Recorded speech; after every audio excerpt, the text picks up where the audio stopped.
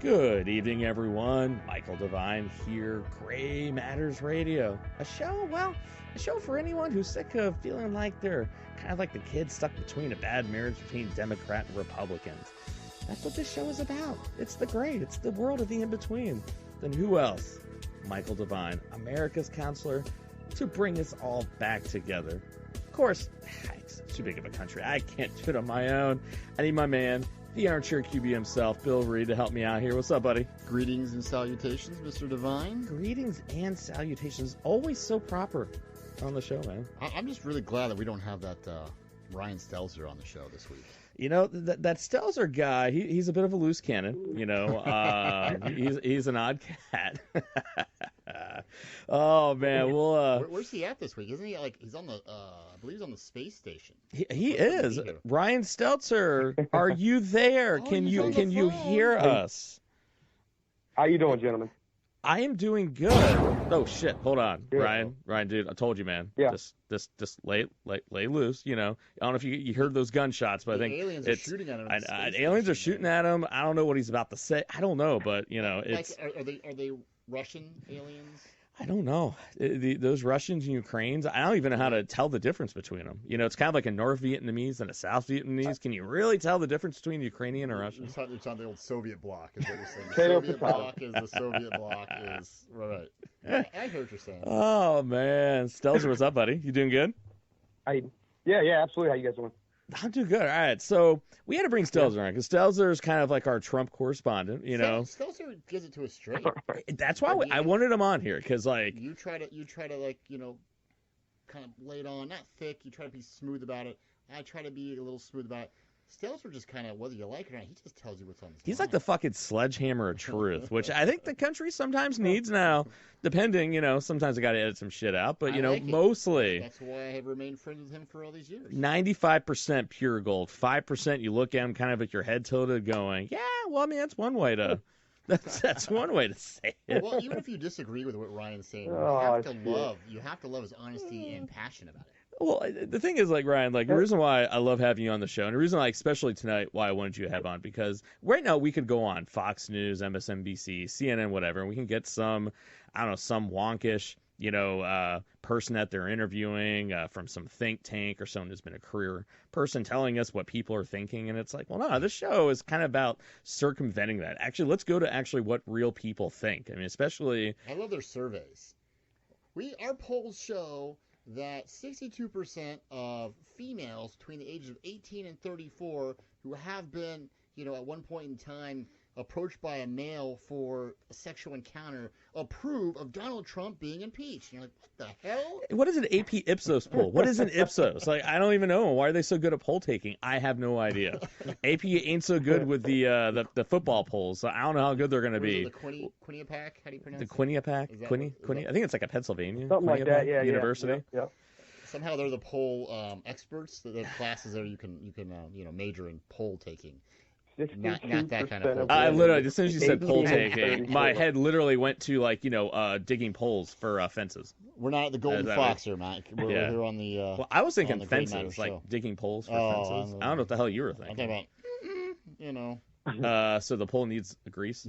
Sometimes. You're a weird person, Bill. I don't even know what this guy's talking about. I don't know. This is gray matters. This ain't like, you know, the red light matters. All right. Come on, get your game faces on, guys. It's Monday, all right? My bad. Yeah, I know, that's the problem. Sorry about that. I know. After a tough Bills loss yesterday, it's a little bit, you know. Ooh. Yeah, dude, that was a tough lot. But you should feel good about it because you guys, your defense looks good, man. You guys look really tough. Yeah. Yep. Yeah, you'll be all right. You know, I don't know if you're as good as my Eagles, but you know, you're good. I mean. We'll find out. Don't we get you guys this year? Yeah, I think. Do we? We do. Yeah, we play your division. Yeah, I'm not sure. I think Giants, we pay Cowboys, you. Redskins. Yeah, we pay you. I think we play you a little bit later on in the season. So, yeah, it'll be a good game. Sir.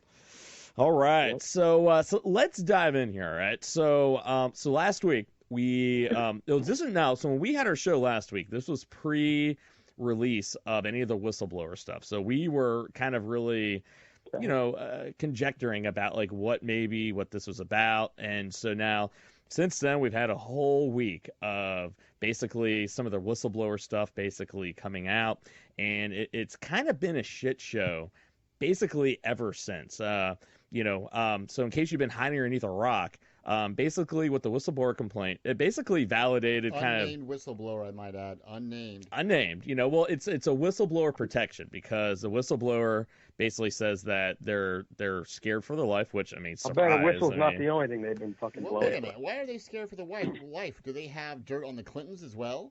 I mean, I think it's just the people. They're worried about what other people might say. Plus the fact that I disagree, and here's why. I just think that if you're going to, call out somebody, especially at something the magnitude of involving the president of the United States and implicating a possible put your name impeachment, on it. You should, it's more unnamed sources. Well, the whole point why they it's only unnamed to the general public. In Congress, everyone will technically know, but it's just classified. Okay, all right. That's why they call it a whistleblower, because the whistleblower protections are put in place because people are afraid for their life if they come out with the truth about something. So it could be anything. It could be whistleblower protection. That's the Hillary Clinton clause right there. Well, this even goes into businesses. Remember the movie The Insider with Russell Crowe? That was whistleblower protection, so people can come forward. Well, as long as someone knows the names, I guess.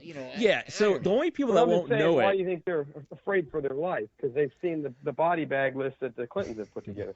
So I'm going to do a quick little rundown, and then Stels, I'm going to bring you and get your thoughts. So basically, the whistleblower, how the whole process basically worked, at least what's come out when Dan Coates, the intelligence director, basically said. So basically what happened was that the whistleblower basically was basically told by other people who were in the room with Trump. So basically it sounds like there's people close to Trump in his inner circle that basically were on the phone call, heard the phone call, and then they told the whistleblower. The whistleblower was so bothered by it, they filed a report.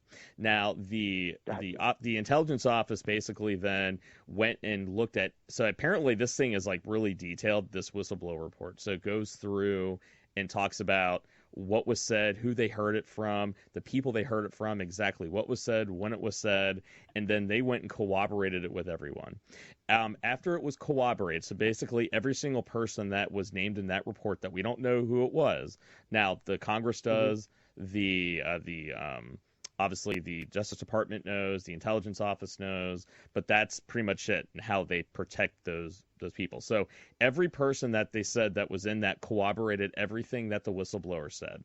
So it's not just one person saying hearsay. It was they corroborated it with what they heard from everybody, which once again is a little bit damning when allegedly, once again, we'll find out probably a little bit more here in the upcoming weeks, but people within his office cooperated everything that the person said. So basically now that's where then it triggered then Pelosi to launch an impeachment inquiry. So it's not an impeachment proceedings. All it is to take that report. They're going to research it, talk to people, interview people, and then we start kind of finding out, do they feel as though there's enough evidence to draft up articles of impeachment?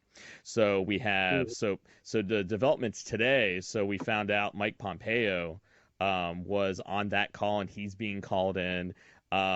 We had John Bolton. Yeah, Giuliani was being called in. John Bolton. Let me ask you: do they have a recording of this phone call, or is it just the transcript? They do. Yes. Okay. Yeah. Well, if they have the recording, Trump released the transcripts. The White House released the transcript. We don't have the full transcript. There's a lot of ellipses. I've went through and read it. It was only like 7 pages long. There's ellipses, so there is some things that are kind of redacted. So apparently though, what was released. So there's more to it now. Apparently though, from what I've read, now once again, more will come out. So apparently the phone call is the least bit of evidence that they have. Apparently the majority of the evidence is coming from what other people have said on different phone calls, memos, the putting of the material on the secure server, all these things, right?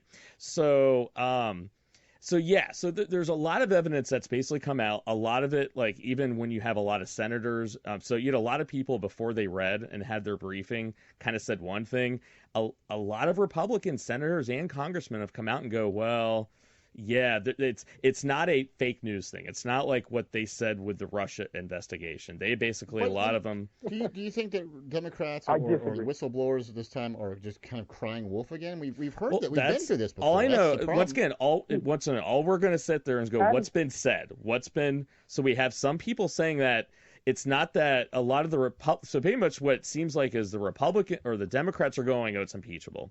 The Republicans are going, well, yeah, I'm not saying it's not like a nothing burger. It's not like nothing happened, like they said with the Russia investigation. But they're kind of going, well, I don't think it's impeachable. So that's where I look at where in the middle basically is it. Okay.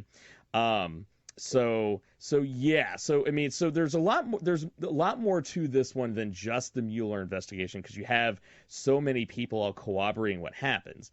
So now, Stels, like, what have you kind of heard? So that's me kind of doing a big flyover of pretty much the development since our last show. What are you picking up on? What are you reading, and what is your interpretation? Well, I mean, Adam Schiff said he swore up and down for sure he had hard evidence on the Russia collusion. Yeah. And that fell on his fucking face. I mean, all we heard was Robert Mueller. You notice you don't hear that name anymore? It's the same thing that happens every time with these fucking lunatics. Stormy Daniels, that was the big thing for a minute. They want, it's just one thing after another. Same thing with Kavanaugh. Whatever happened to Horseface? Or no, Horseface is the name for Stormy. What was the bitch's name that accused Kavanaugh? That bitch. Blasey Ford. Christy Blasey Ford. Yeah. Her name disappeared. They just take one Hail Mary after another at Trump, and they're for God knows what. It's pathetic, man. They know they can't beat him at the ballot box. Here's the other thing. The Ukraine thing, right? They're pissy because he wanted Ukraine to look into this whole thing with Biden and his son. Now, Biden's running for president just like Trump is in 2020. Why aren't they banging on Biden? Why are they going right at Trump for trying to inquire on why Biden was shady? And Biden admitted it. He's like, yeah, I told him 6 hours. I mean, it's such a joke. It's embarrassing, really, to be honest. Well, and this is where it gets interesting. As a citizen. Oh no, I agree. It is an absolute joke, but this is where I'm curious though, because where it seems to be like a lot of times in the public, where it's almost like an either or. It's either Biden is guilty and Trump is innocent, or vice versa. Where I'm sitting there going, well, you were saying can it technically both be right? Because the thing that I kind of come at it is that, the thing Obama got nailed for of getting the Justice Department to investigate using the IRS and all these entities to basically investigate conservative, right? But where Obama didn't get in trouble is that all he did was unleash basically the Justice Department on this, right? Where Trump is getting in trouble for was that he was using it, he didn't go through the Justice Department. It was working with a foreign entity. And let's be honest, we all probably know it was for, dirt on Biden, right? But and here's the deal though. They're going, well, he's a good American and he's trying to undo, he's trying to show corruption. But the thing is, the way he was going about getting the evidence, it'd be like it'd almost be like a prosecutor not being able to get the evidence legally. You won't be able to use any of that evidence to prove it because you have to go through a Justice Department. So that's the thing I'm scratching my head on is why would Trump take the risk of doing this when he should have just gone to his Justice Department and had them investigate it publicly to make Trump look bad, to make Biden look bad, and whatever they would come up with, they can actually use it in court. Whereas the way he was going about it, that technically speaking was walking an extremely fine line of trying to get foreign help within an election. Part of me wonders, honestly, that doesn't. Yeah, part of me wonders if maybe Trump, didn't realize what he was doing or was saying was, breaking the rules or was in a gray area. Like I think I got the feeling. I got the feeling that he was more like, hey, you know what? Just take. I don't think he was like, hey, hey, low key, I need you to look into get some dirt. I think he was just like, hey, you should look into this. That's how I read it. Yeah, I keep throwing money at you. Now I'm not saying that absolves him of a crime. I don't think he was like sitting there like twirling his mustache, going, "Yeah, that's what we're gonna do here. Me and you and Mr. Ukrainian President, we're gonna conspire because I need to bring the Ukraine against Biden." I got to tell you something. I don't think in an election, barring something big happening, I know a lot of big things happen with Trump. I don't know that Trump quote unquote needs help in defeating Biden at the ballot. But he obviously thought he did. Well, I mean, he did that to I mean, what about when? Well, let me ask you here. And I know we're talking about two different things because we're talking about a foreign entity, but where was the red flags? Where was the big giant, outrage when Obama, during the Obama administration, when Trump Tower was bugged, a political opponent, Trump, was running against Hillary. His place was bugged. Imagine if Trump had bugged Biden right now. I get what you're saying, but remember, they went through the Justice Department, and on top of that, like the people they were investigating are in jail right now. But I'm just saying, though, like imagine Manafort and Flynn. But remember, Manafort and Flynn are the ones that triggered that. I mean, it wasn't like it's kind of like it's okay when like one side does it, like you said. Yeah, but he went through the proper channels, and the fact is, the guys that they were investigating legitimately did something wrong. Manafort and Flynn went to jail for what they did, and that's what triggered, Carter Page. Yeah. It triggered. It was those guys. I mean, the Russian agent, the honeypot lady, that trapped the NRA guys. So that was the thing. Those guys, that one actually had legitimate. Like, people were arrested, and he went through the Justice Department. Let me ask Trump didn't. Let me ask you a question, Mike, because Ryan, I think I already know your answer on this. So, Mike, let me ask you. Yeah. Do you honestly, all politics aside and everything, do you think that Nancy Pelosi and the rest of the people investigating this, which may or may not be, against the rules, do you think they're investigating this because they honestly think or they honestly care that Trump may have skirted some rules or bent some rules or something? No, or do you think this is literally only because they know in their heart of hearts that in 2020 they're gonna be in for a dogfight? They know. I think they think that this is the best chance, I should say, not the only chance. Al Green or whatever that dude's name is said it. He's like, we got to impeach him. Yeah, they're like, what else can you do? I mean, that's how I look at it. No, I think I mean, they're gonna beat him at the ballot. Yeah, I mean, no, I do think if it were a Democrat, they would look the other way. But I think their hatred for Trump and their hatred for Trump is making them find some reason. Now, given Trump did bring some of this one on himself, it's easy to make Russia. He's not making friends. I get that. The Russia collusion one you can make an effort for there's a lot of how that went about. This is one where it's like the day after. But everybody's missing the elephant in the room. They're worried about how Trump wanted to go about investigating the crime. But why aren't we talking about the crime? The mainstream media is not saying anything about Biden and his son working this deal out, and then Biden threatening them that he wanted to have that prosecutor fired. They're just worried about how Trump went about investigating it. And it's going to be a shit. That's how ridiculous this mainstream media is. Good point. Yeah, and that's why all of our children, like these college kids, they're so brainwashed. It's fucking insane. No, I agree. This country's going to hell in a handbasket in about 15 years. It's not going to be pretty. No, I agree, man. I do agree that it is extremely hypocritical to not be talking about Biden and just how obvious it was what he was basically kind of doing. Yeah, he admitted it. Yeah, he openly admitted it. Like, I don't know. You need to be able to investigate both. You have to hold both accountable for what it basically is. Even if and that's where I think, and this is where I love Stelz, because Stelz is like a hardcore, I mean, he's a Trump guy, right? But he also is reasonable going, you're right. It's if both people are being investigated 100% equally, then it's like, okay, investigate it and see where things fall. But I think that's the whole hypocrisy of it's only being reported one way, because I think Biden's candidacy is done pretty much. Let's be honest. I mean, maybe you make a new gap every day. There's still a lot of time between. I know what you're saying. But there's I think still a lot Warren. of time. I mean, between Warren, basically, who's a stronger candidate though? Who do you right now? And again, things can change. I understand that. I think any of them scandals can happen and things can change between Warren. now and then. I think Warren. Yeah, Warren. Really, you really do. Because he has at least new ideas. Biden is he came across as being too old. He just doesn't seem like he has a stomach for it anymore. I think Biden of 4 years ago. Get Obama to endorse him, for Christ's sake. Yeah, what's up with that? I mean, it was kind of like Obama did the same thing with Hillary. I mean, he really waited. Plus, I think there's some bad blood between them, because the only reason, the two reasons allegedly that Biden didn't run was, one, because of his son. He was trying to really, with his son dying of cancer. And then the second one was, I think they promised Hillary. Like, Hillary, if she played good, then it was Hillary's time. So I don't know if there's any love lost between Obama and Biden. I mean, you got to look at it. I mean, Elizabeth Warren is the one kind of getting a lot of the headlines. She's getting a lot of the momentum. But do you think Elizabeth Warren, I mean, because she kind of reminds me, she's kind of Hillary Light.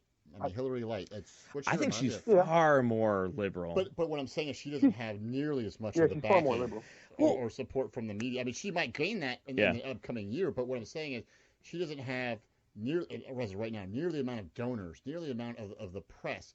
Because right now she's splitting with Biden, and let's be honest, she actually in the latest poll she overtook him. But Biden's still getting a good portion of it as well, though. Like Hillary, back in 2016, the media, I mean, they flirted with Bernie Sanders, right? Mm-hmm. But he was always to them, he was a fringe candidate, even when he was ahead in some of the states.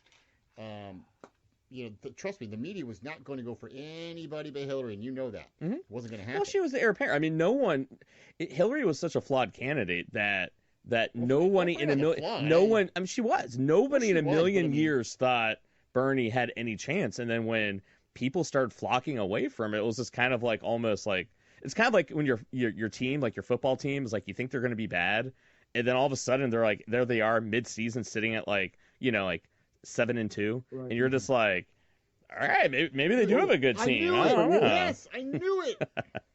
That's how I feel, And well, so that's the crazy part too. Right after Trump got elected, they went after the Russia collusion, that they colluded and altered the election results. Well, they did the same goddamn thing to Bernie Sanders in the DNC. Yeah.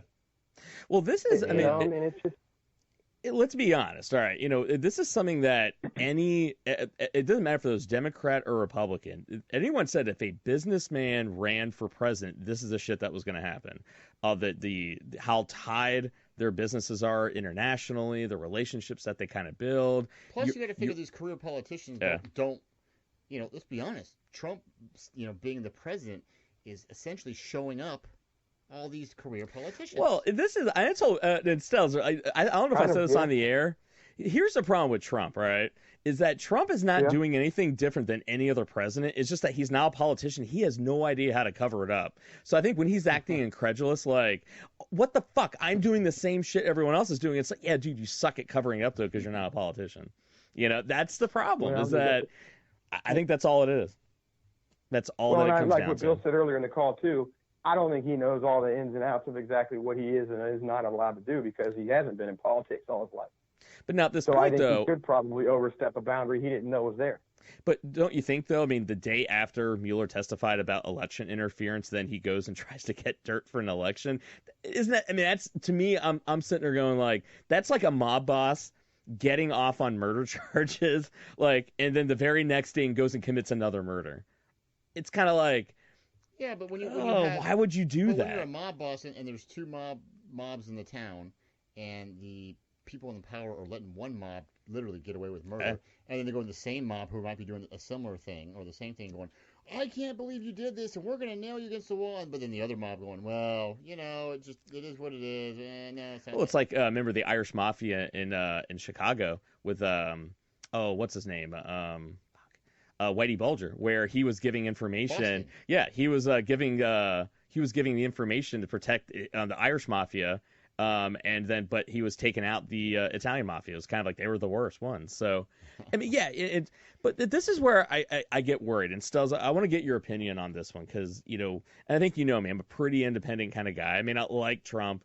I don't dislike Trump supporters. I don't dislike Republicans. I don't like Trump. I don't like the style. Your tweets and Facebook posts have shown me that you do not love. I don't like the guy. I'm honest about it, though. Right? Just like I don't like a lot of the Democrats. Right? But this is the thing I worry about, and this is why I do this show. Here's what I worry about is that we're stuck in endless gang violence. Basically, it's like the Bloods in a Crip. You took out 2 of my guys, now I'm gonna take out 3 of your guys. Well, you took out 3 of my guys, now I'm gonna take out 4 of yours. Right? So here's the thing I worry about is that if we start getting to this place where we start circling the wagons, to where we start coming up with justifications for people doing things that are illegal. You mentioned it about Biden. It's like nobody is saying anything wrong that he did, basically, right? We're looking at Trump. When we get into this position where we start defending like something that is a law in the book, regardless of whether or not we agree with it, disagree with it, if there's laws on the book saying we can't do something, regardless if it's ignorance or not, are we wading in dangerous territory when we have different sets of rules and expectations for our candidate, but when our guy does it, we justify it and it's okay, but when the other person does it, it's like 5-alarm fire, we impeach, right? And then we just go back and forth of, well, it wasn't a big deal when your guy.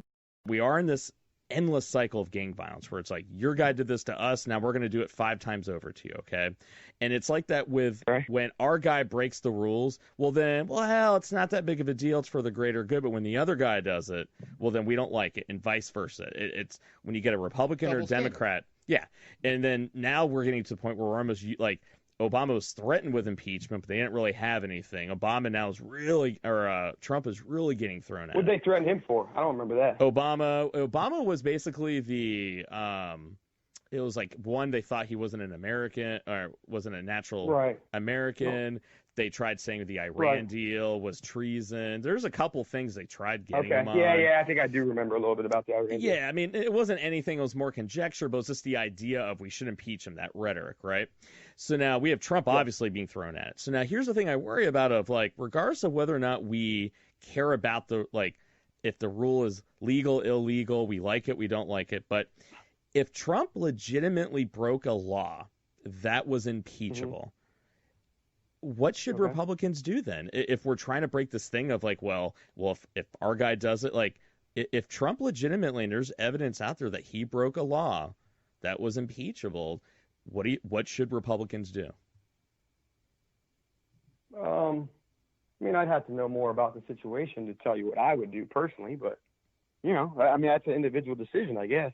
Yeah. I mean, if it's an impeachable offense, you got to impeach him. But again, that's what blows my mind about this whole thing. Like, we're talking about something that Biden did, but they don't like the way Trump went about looking into it. It's nuts.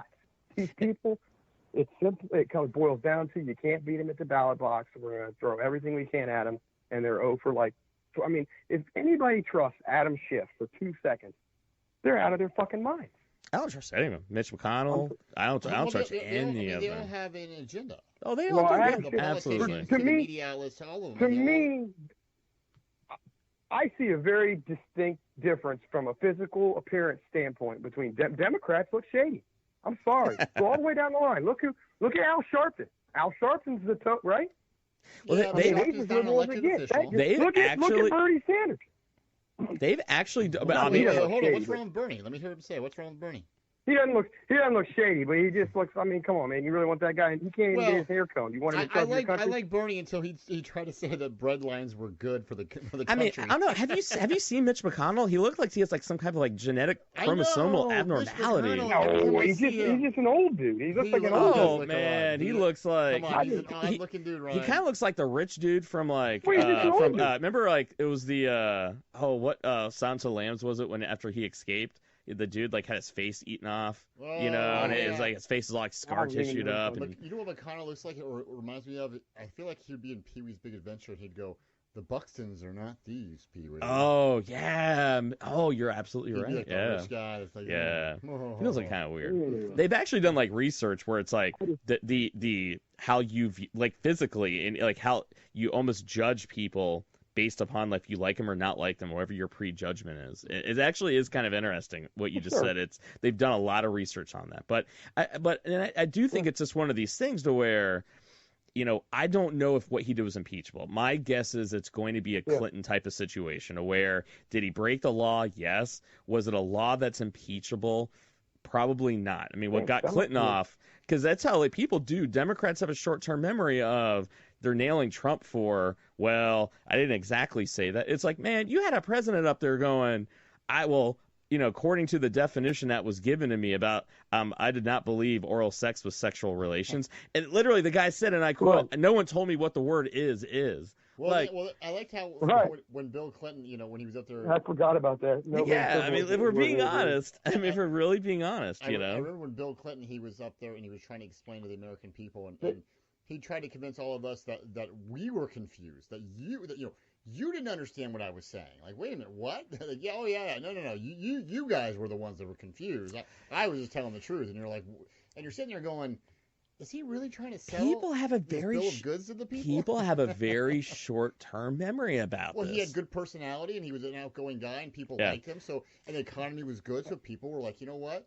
I think with Trump, there's just so much bad blood that whether he's in the right or in the wrong, you're going to have the Trump supporters who are like, nope, I'm still going to back him. You nailed it. People that for the people that don't like Trump, it won't matter. It doesn't matter anything he does. He could jaywalk, and they'd be like, "Yep, there it is. Let's get him out of there." That's the difference. People liked Clinton, even if he was lying. They liked him, right? They knew he was shady, but they liked him. That's the thing with Trump. He's just not his personality is not likable by people who do not really, really like him. And my guess is what's going to happen with all this, unless there's a smoking gun of a quid. I'm not sure. I think there has to be the quid pro quo, and it has to be some. I'm sure there'll be some legalistic thing. My guess is that I think they're going to do an impeachment trial, but I don't know if there's going to be that smoking gun to impeach. Doesn't it feel like though, ever since Trump got elected, and not blaming Trump per se, but don't you feel like ever since Trump got elected and just the hatred and the sourness on the Democrat side, just in general, how the whole thing went down, how just Trump came out of nowhere, but was an upset victory. And don't you kind of feel like ever since Trump won, that the Democrats were going to try and impeach him? Yeah, but he hasn't done himself any favors. I always get that feeling. That's why it's almost like crying wolf now in a way, because you almost I always got that feeling that. Because they even said it. Oh, impeach him. I think the thing that you're forgetting, and I do think that the way Trump got elected and the letdown, I do think it played. But the thing is, what people don't realize, for 8 years, I mean, Republicans were pretty bad to Obama. But people weren't exactly good at George. And I'm not a George Dude, W. they were fan. calling. I mean, you gotta look at. They were calling. They were saying Obama was a secret Muslim. I know. They were saying that he was an American. They were saying his wife was a transvestite. I understand. They were saying that. I mean, let's be honest. There's a lot of people. Hold on, though. There was also people. And I'm not a George white. W. Bush fan. All right, I was not. I voted for. I voted for Al Gore. And now I kind of laugh at myself now, but back in 2000, I voted for Al Gore. Mm-hmm. I told you then, Bill. I know you did. You did, Ryan. I probably didn't tell you that, but no. I mean, when George W. Bush, when we went to Iraq, at first everyone was on board. We all thought, absolutely, But when it came out, they didn't have weapons of mass destruction. You had people on the left, right, and some politicians, well, mostly the supporters, saying he should be tried as a war criminal. He's done this. He's betrayed the company. He did it all, or a country. He did it all for oil. And maybe some of that's true, but I'm just saying that the hatred for the presidency, is my point is, did not start and stop with Obama. I think it's elevated. It probably, I think Clinton was here. Yeah. George W. Bush was here. Obama's here, and now Trump. Let's be honest, Trump is tripled with Trump. Now. It's gotten worse with every election. Whoever the next president is, I don't care if you're Republican or Democrat. That's my whole point. Is that someone's going to shoot you. Well, that's the problem I'm getting to. Is that we're getting to the point now where, at some point, where's the leadership going to step up and go? You need to hit a reset button. You need a reset. And the thing is, they're the party that's in power right now in the Senate and presidency. So to me, the onus is on them, because that's what we would tell our kids. Like, I don't give a fuck who started it. You're ending this shit, right? That to me is what needs to happen. And and this is where I have some problems, Stels, where it's kind of like, when Trump is coming out saying that basically the whistleblower is treasonous weasel, that back in the day we used to kill them. He came out today and said, he didn't say those words. He said, "Oh, come on, that was implied." You're assuming. I'm not assuming anything. All right, it's common sense. Okay, literally. It was very much. Today he came out and said that he threatens to arrest Adam Schiff for treason for reading a parody version of the phone call that he basically had. So it's kind of like when you're sitting there going like, all right, man, like, if you're trying to make a case for things being unfair, it's like, dude, stop ratcheting up the rhetoric and basically telling, because that's what the Mafia does. The Mafia sits there and goes, I would hate for something bad to happen to you. I feel like every time I hear the word treason now, said today. Dude, treason used to be like, I sold state secrets to Russia for money. That's treason. The Revolutionary War times when they're like, treason, hang them. Because this is to me, it's a per example of, like, if Trump is trying to, like, basically do a juxtaposition of, like, what's unfair, then it's like, stop the rhetoric. You don't need to sit there and start basically saying that, snitches get stitches, basically, and you're treasonous, and people, if you're a treason, you get shot. And it's like, you don't do that. And who is that rapper that's been ratting out people lately? Oh, Tekashi 6ix9ine. I feel like they need to get him involved somehow. But like he knew something. What did you know? Oh, I was there, man. Let me tell you something. I'm gonna name names. And that's just where I look at, like, I'm waiting for Trump to sit there and go, like, dude, like, Tekashi 6ix9ine. Because if Trump is really interested in, like, really making a good case for himself, like, stop with shit like that, because, like, that just makes you look like it makes him look guilty. Like, it looks like you're threatening him. Like, that's what the mafia does. Well, in Trump's defense, I mean, he's always kind of said that stuff, even when he hasn't. But it doesn't make it okay, though. You are president. No. But I'm talking about, like, if Ryan has started saying this, let's you talk started about saying the this. results. Yeah. Yeah. It's like the results are The results of his presidency is really all anybody should care about, and that's what drives me nuts about the liberals, man. They're so worried about the way he goes about things, and they're butthurt about he hurts people's feelings, and he's mean to the gays and the fucking Mexicans and all these other people. Who gives a fuck? The unemployment level's as low as it's been for God knows how many years. Even the blacks like fucking Trump. But the thing is, it's like where I look Black at it. unemployment's as low as it's been in like 80 years. But this is a biopsy, though, and that's where you have to look at. So, like, if you have cancer, okay, so you do a biopsy for multiple areas, right? You just don't do one area, right? And in one area, we all look at the economy, but then we also look at, I mean, just if you turn on the news, this country is tearing itself apart. We're more divided than we've ever been before. Every measure of polarization. So this is where it gets scary, because literally today, all right, and I wanted to pull this one up, right? So do you remember that story that, I don't know if you guys read it in the news, about the black high school kid at the Christian school, where he said he was beaten up and bullied by 3 white kids? Do you remember hearing about that at all? I did not. So it happened like how was it? It was basically saying that they pinned her down, like cutting off her dreadlocks and calling her black, and that, basically completely racist, and said these 3 white kids bullied her, right? Well, then she came out today and said that was all fake. She made it all up, right? And so this is the shit where we start. Wait, did she say why she faked it? That's the one thing in the article. The family came out and admitted today that it wasn't real. This is what's scary, is that because everyone is so polarized, we have shit like this going down now, whether it be a Blasey Ford, whether it be this, where people are justifying why it's okay to do things that are wrong. Yeah. Well, Jussie Smollett did it for money and for who knows? Yeah, but this is what's happening on both sides of the coin. Well, they said they were going to cut him off that show, right? So he was trying to get himself back. That was the rumor. I mean, think about it. You have kids that are shot like in a high school, right? In a school. And then you have people basically saying they're almost like dehumanized because, this is actually some false flag thing. It's like we're so dehumanized. We've had every impulse of fear and anger and division and us against them, and it's a war, and you're treasonous and whatever. We don't even look at each other as humans anymore. And then as a result, we do things that we know are wrong, but we justify doing it because we feel like it's okay.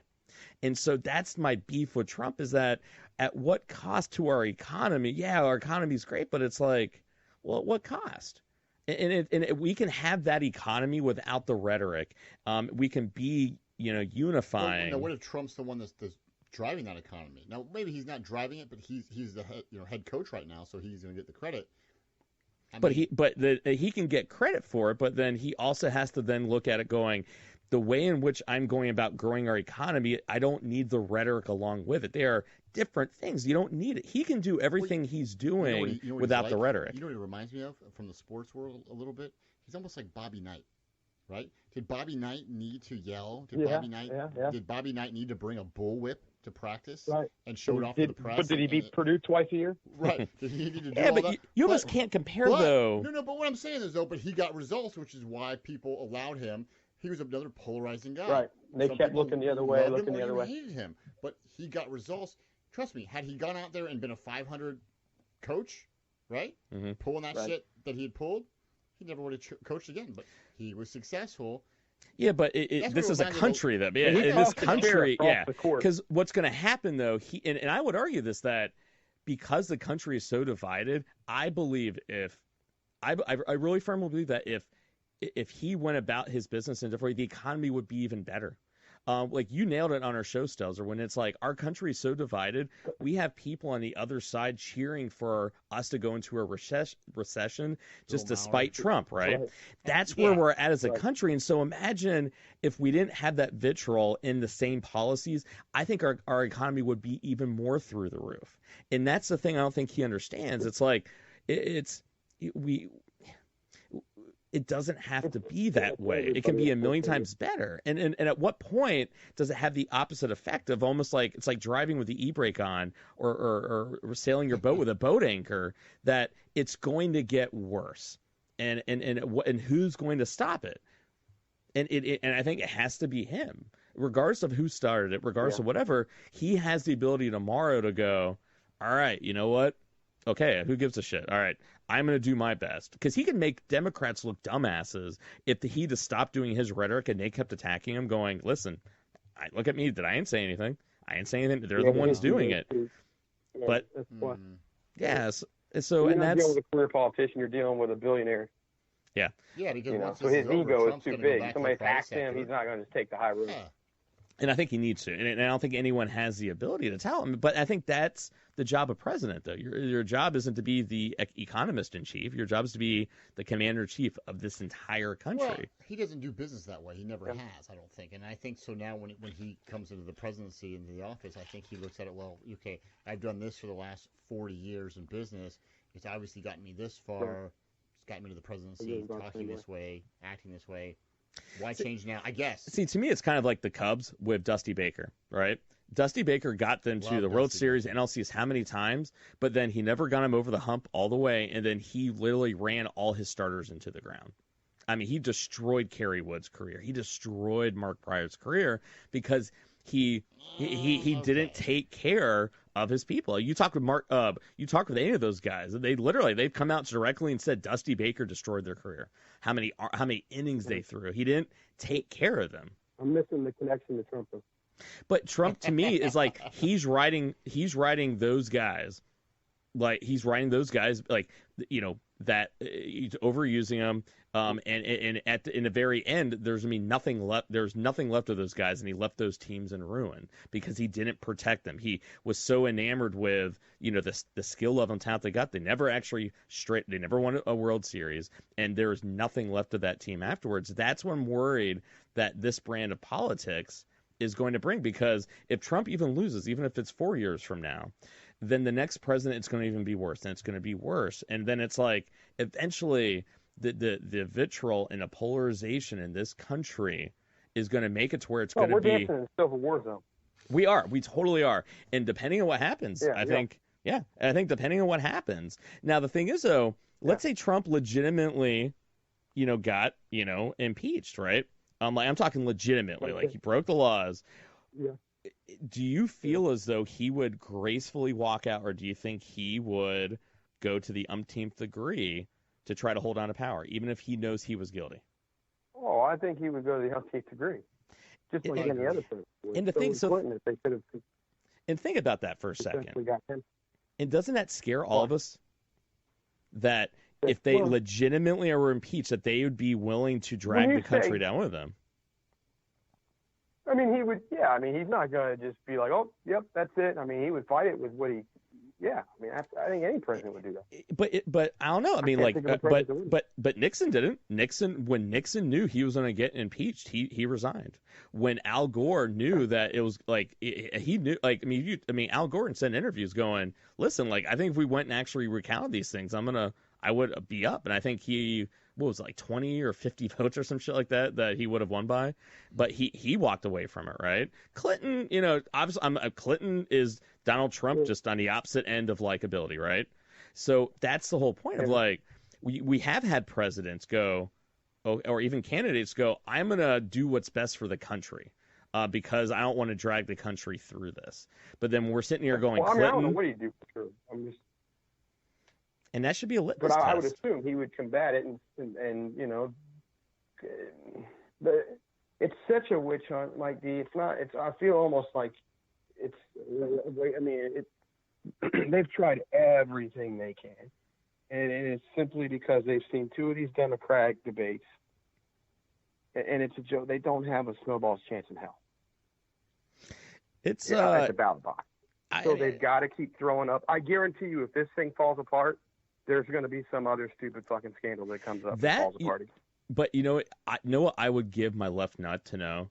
I would die to hear like a Pelosi, like a higher up Democrat, and go, listen, if you knew for a fact the candidates that were up there could easily beat him, I'm talking wipe the floor with him, would you still be doing this or pushing it as hard? Oh, they're never going to ask that. I know. Oh, but I mean, I think it's such a nuclear, it's like a nuclear kind of football almost. This whole impeachment thing. Just to show you the climate is in the media, I mean, it goes without saying. This week, okay, right after all this Trump impeachment talk began, right, in the last, 6 days? Do you know who's making the talk show circuit rounds this week? Hillary Clinton. Oh, yeah. Why is Hillary Clinton I saw that.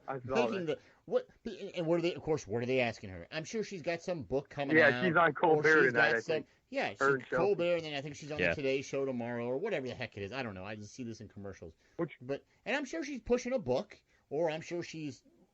I don't know what she's doing. But you better believe, all of a sudden, conveniently, now Hillary Clinton is making the talk show circuit this week. What's the number one thing they're going to ask her? Didn't she, what's say he's an illegitimate president? That's what she said. And to me, she smells blood in the water. She's sitting there going, "Well, if he was illegitimate, I need to run again." Now, this is the lady whose husband got impeached himself, and she's taking the higher road now. You've got to be kidding me, right? The lady that had an FBI investigation going while she's running for president, when she lied, she goes, "Oh, it's a review, an FBI review," and the FBI came out and goes, "We don't do security reviews. It's an investigation." And she's like, "Oh, well, okay." Like, I'm not trying to pick on her. I'm just saying, like, that's how the media is. Is of course, are they gonna have any Trump supporter making the media rounds this week on the talks? No, of course not. They're not. I mean, well, on Fox News they will. Well, on Fox News, Fox News is it's a kind of a standalone. And I'm not saying Fox News is.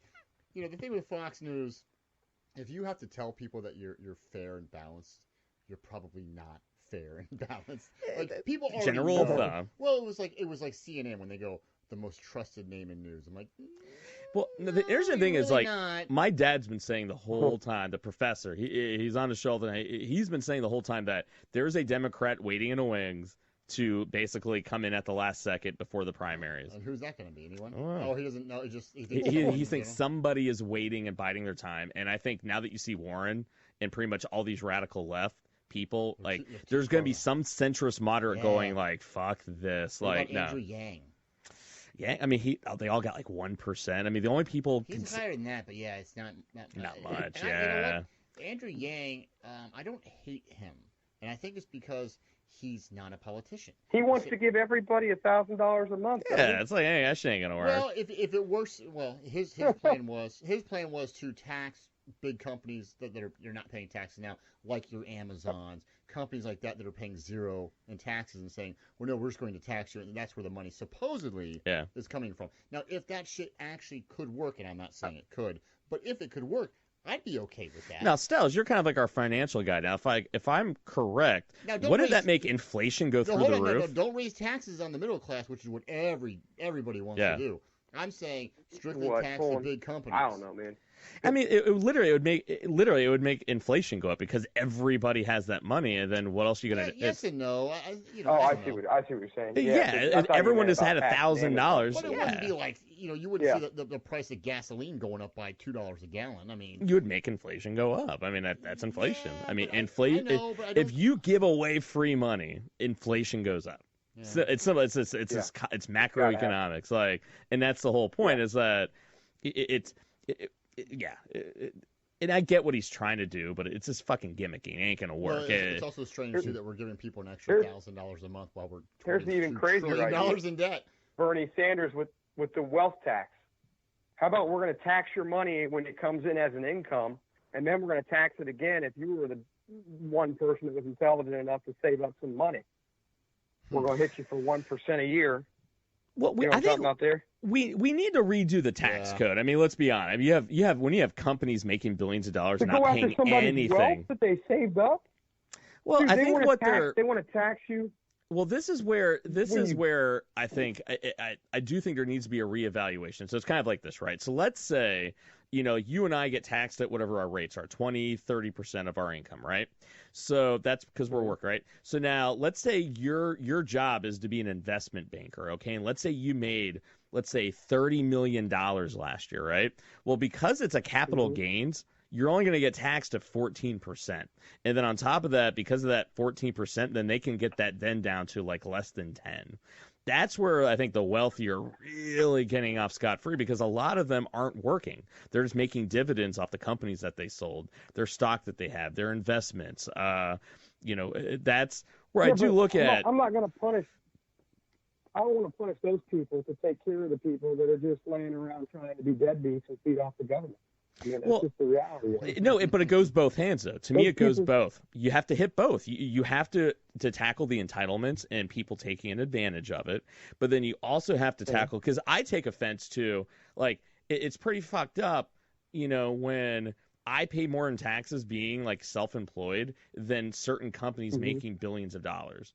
There's something inherently wrong. Point, not even tax liability, straight up more money. You're being taxed more than Amazon is. Yeah, that's messed up. I paid more in taxes than Amazon. Right, yeah, that's messed up. Jeff Bezos or whatever is the world's richest man. You talk to a lot of it. You talk to a lot of accountants. What did they do with their tax break money? They did dividends and stock buyback. My whole thought is, it's like our kids, right? You're not going to give your kid allowance money before they do it. I say make them do the shit they say they're going to do, and then give them the tax break. If you want it, earn it. You got to give big companies like that tax breaks to get them. Otherwise, they'll just that's the argument, right? But they don't do it. Why they bring jobs here is because they get the tax. But the problem, they're not, though. That's the problem. It's a chicken, the egg. It's like my whole thought is, like, giving the tax break, just make them do it first, because we've been doing the trickle down thing forever, and they don't do shit with it. They just once again hold on to the money. As my dad said, my dad's job is to be a Lean Six Sigma efficiency guy, right? And he goes, man, during the downturn, they got so damn efficient with shit. It's like, why would they hire more people to do the same job that, like, half the people can do now, because they got so efficient? So, of course, they're going to hold on to the money. That's what they're going to do. And so I just want them to do the job. I want them to do what they say they're going to do first, and then we give it to them. You want your jobs back here? Give them a tax break, right? But the thing is, this is what we should be talking about. Instead, we're fucking talking about Russia and Ukraine and Crimea. And, it's like we're talking about shit I don't even give a fuck about, right? And we're not talking about the things that we should be talking about. That is the problem. That is the problem. I agree with that. I know. So, anywho. Last words, Stels. I appreciate you taking time out of your schedule to come on here, but if anyone's going to give it to us straight, we got to get that perspective, man, But, long story short, how do you think this thing is going to end? So let's say it's a month from now. I think they said by the end of the year they're going to know what the score is. What do you think is going to happen? How does this end? January 1, we're looking back at this. What's going to happen with all of it? Just like Russia and everything else, the Mueller report and everything, it fizzles out. They don't have anything, and nothing happens. We go on to the 2020 election.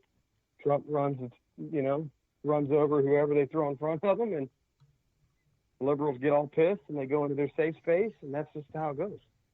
Do you think it's catastrophic for the Democrats if they play this and there's nothing there? Like, I'm talking like... And there's nothing there? Yeah. It killed Clinton's approval rating.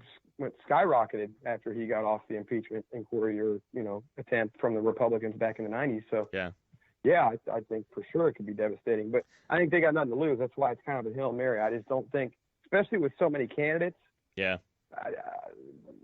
waters it. I just don't think that they've got anybody that can beat him at the ballot box, so they're just kind of trying to throw one at him.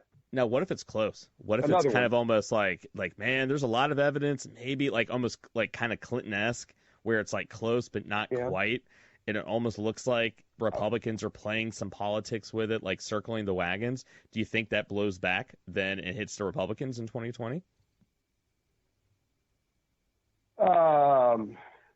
Those are the two scenarios I see playing out. I don't think he gets impeached. It's either going to be total nothing burger, blows up in their faces, or what if it's close? And you're saying people get pissy because the Republicans didn't impeach him. So what happens in that scenario? Do you feel as though that would really? No. You don't think so? Let's put it this way. I think as long as everything stays the course, because obviously we talked about it a little earlier in the show here, about, Bill Maher, rooting for the recession.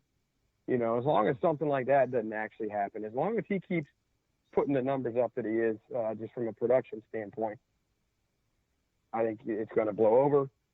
He wins the election. They get all pissy, and then we probably end up with a Democrat next time around. I don't know. I can't imagine who we're going to be running against, up against them. It'd be, 2024? I don't know if Pence, assuming Pence runs in 2024 and assuming Trump gets reelected, I don't know that Pence has. I almost think there will be a Trump hangover. Yeah. Pence. Yeah. I don't think. That's my prediction. I think Trump is Pence is like an Al Gore. They don't have that presidential pizzazz. I feel like whoever's going to be the Democratic nominee in 24 is going to be like. And you don't hear a lot from Pence. Yeah.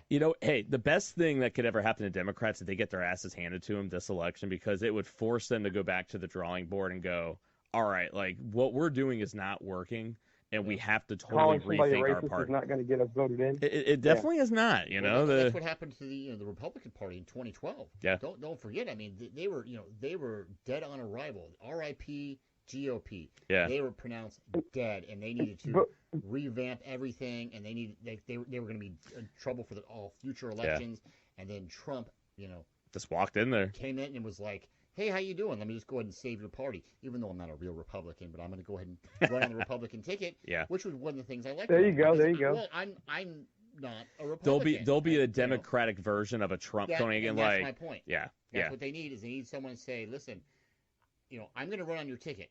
I like some of the values you have. However, I'm going to do shit my way. Mm-hmm. And, freaking, get on board, get behind me, and let's do this thing. Let's close the deal.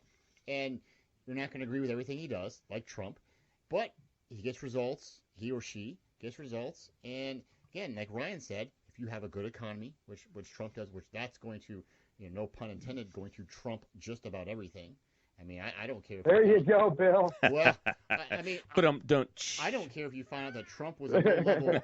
If you find out that Trump was a low level enforcer or hitman for the mafia, okay, if he's got a good economy behind him, people like me are going to go, wow. It's tough. It's tough. That was a long time ago. He's probably turned over. It's tough to beat an incumbent, man. Let's be honest. It is tough to beat an incumbent with a good economy. One thing I learned years ago that they taught us way back was, you know what? People generally vote with their wallet. Mm-hmm. If you're doing well right now, or better, or the economy, I know you're talking about the trickle down, and some people are not doing as well as they want to, but in general, we're doing better, or that's what it's perceived to be. I think that's what gives Trump the edge, despite maybe his personality flaws, if you want to call it that. I don't know. We'll see. Like I said, I think Democrats are going to really need someone out of the box, like how Trump's out of the box, and they're going to need a businessman themselves. Who's someone they maybe gotten for 24 or even 20. Shit, who the fuck knows, man? Mark Cuban? I don't know. I'm not saying he's Michael Devine, but someone like a Mark Cuban Michael Devine. There we go. They need a non-career politician. No, would I be if I ran as a Democrat? Would I be the only Democrat you would vote for ever? Stelz? I would write a tell. You'd be the only Democrat I would even look at on the ballot card there. Yeah. Oh shit! And I can't promise I'd consider it very long, Mike D. I figure you'd have some crazy ideas like Bernie and the boys. I think you already know my ideas, man. I don't think quietly you like my ideas. Can you just make me, if you win, can you make me the ambassador to some like really exotic country? Well, I know Stelzer's going to be my HUD secretary. So we already got. Stelzer's going to be already like what that. So I'm all about cronyism. So it's nice to know low people in high places. So I will make sure every one of you guys is going to have a job, all right? Be a diplomat somewhere really warm weather, I don't know. Yeah. Oh, my man. Well, Stelz, dude, you go on with your night and everything, man. We appreciate your honesty. It's always a breath of fresh air, man. We appreciate you coming on the show. And, my man, we appreciate you, all right? All right, fellas. Have a good evening. All right, buddy. Later. All right, so we always get somewhere. Stelzer always gives it to us straight, doesn't he? I got to tell you, he's one of the more interesting guests we have on here, and I like that he's reoccurring too. I love Stelz because he's gonna give it to you straight. He's literally, you want to know who that Midwest voter is, that this is it right there, and he's always probably going to vote Republican or right, regardless. I mean, I understand that. That's just what he believes. Those are his values, but.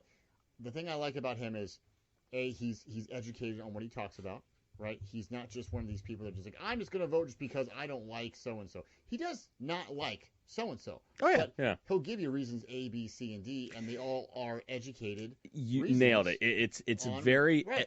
There's... You might not agree with him, but at least to him, in his mind, yeah. And some of them he is right on.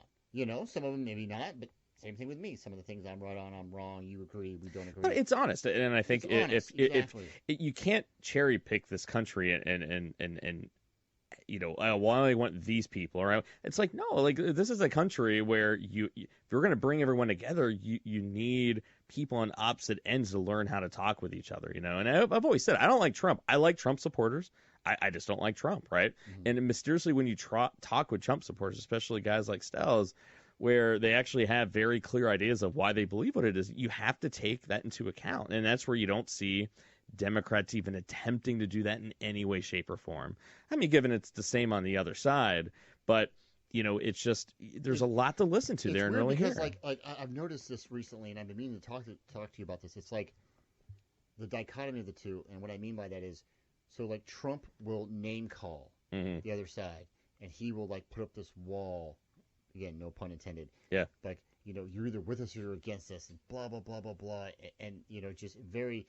Oh, no, right? But then Trump supporters seem to be a little more, not quiet, but a little more calmer. They're a little more, yeah, I support Trump, you know. But they're subsequently, you go to the left. The left leadership is, oh, we like everybody, you know, we just disagree. Very cool. But their supporters are You're absolutely right. It's so weird because it's almost like the left supporters should be Trump's people because they're both angry. And they're insulting, and they're militant in a way, and they're like, we'll stomp you out. Yeah, Isn't you know, that weird? that's so funny. I just I've realized never, that the other day. You know, that is actually very, gosh, it's a very good point. You know, it was interesting because like I'm online this weekend when I posted about Greta Thunberg, the 16-year-old, right? Yeah. And you know, one of the comments I made was the point of speaking, right? The point of getting, you know. The point of getting a point across is to have people hear what you're trying to say. And it's not about speaking to the people who already believe what it is you believe, especially like with climate change. If you really believe strongly in climate change, well, you want to be able to speak to people who maybe don't believe it or buy into it or maybe are on the fence. And what is it that I can say that gets them to support it, right? And the point I was making was that there's a fine line between being angry and loud and making your voice heard and you know, and actually saying it in a very focused way with passion and conciseness that could maybe appeal to those people.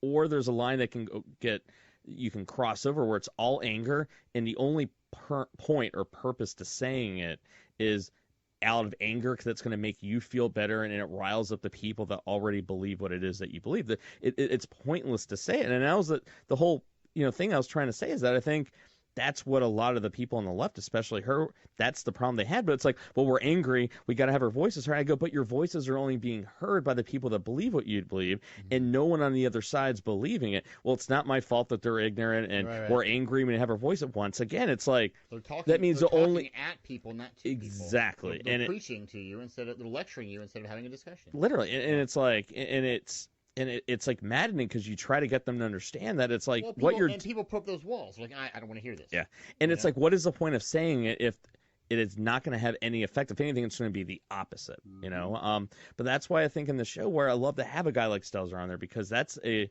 person where no one would take them seriously because of how passionate they are, and no one would listen to it. And can we humanize people that believe differently?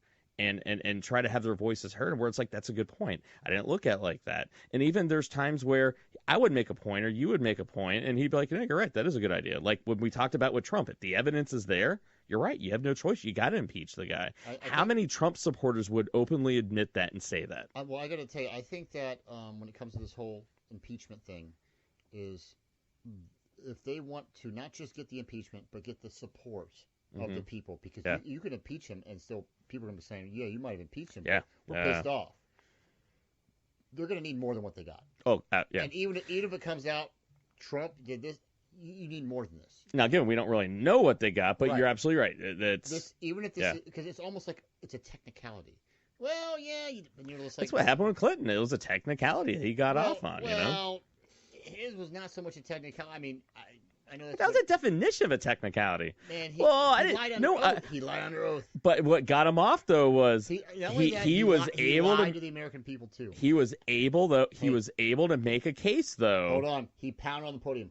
I did not have sexual relations. But remember, with that woman, Miss Lewin. I mean, he pointed that of course. But remember though, I know he made a case on sexual relations to me was not oral sex. I ain't lie. Why don't you tell it to your wife or girlfriend? Oh no, I didn't have sexual relations. She only gave me a blowjob. But truth be told, I mean that's probably. Goes over for it. I know. But that's what's going to happen with Trump. I mean, that's what's going to happen. Well, you know, I blame on that one was whoever was cross-examining. Was it Ken Starr that actually cross-examined him, or was it someone else? Yeah. They should have been more specific. Did you, instead of sexual relations? Nowadays, they're like, did you, did this happen? They literally created a legal term called legalese based on what Clinton did. He just totally would just talk in circles. Like, Mr. President Clinton, did you do the New Orleans low-down dirty deed? What's that? Well, in some circles we call it. Did you give her a Cincinnati bow tie? Yeah. I mean, that was... Did you give her the rusty trombone? 20 years ago was a lot more proper. Well, did you have sexual relations? Did she S on your D? And now it's like, which one? Was it the, was it the Boston fellatio or was it the Nordstrom? Oh, it was the Nordstrom. Oh, okay. So I think pretty much that usually signifies the end of a political show when we start getting on, different terms for blowjobs legally. So I think on that note, I think we've done our job. We've beaten this horse into the ground. But as always, we accomplished what we set out to, didn't we? At least I think so. I mean, I guess we'll let the listeners, be the judge of that one. Believe me. Okay, I will not be impeached. You got like the Viper. That's what they call it. That one. What? Yeah, they call it the Viper. Well, I don't know what that is. When he does his fingers like this, they call it the Viper. I guess the producers of The Apprentice, they call it the Viper when you do that. Believe me, he does this when he's. I don't know. It's science. All right, everybody. Well, we, as always, we have some good conversations. Big up to Ryan Stelzer for being on. I know, Stelzer always killing it for us, and it takes ball. I mean, because it's not easy to be honest on a show like this. We all have jobs. You got to be careful, especially nowadays. So we always. If he keeps this up, he's going to have to go into witness protection. I think he might. But at least we'll protect him, I mean, I got a nice basement down here in the Gray, right? At least I think so. I mean, there's a keg down here. The dogs would love it. I mean, the cat would, he has company. There's a sofa. There's even exercise. So, it'll be good, all right? So, all right, everyone, on behalf of myself, 614 Network, all day, we got my man, Bill Reed, the Armchair Quarterback. Find him on the Armchair Quarterback podcast on the network, right? And myself, Michael Devine. Just remember, everyone, next time someone asks you, hey, man, you a Democrat, you a Republican, you red, you blue, impeachment, not impeachment. Fuck that noise. My ass is gray. All right, everyone. You be good to each other. We'll see you next week. Peace.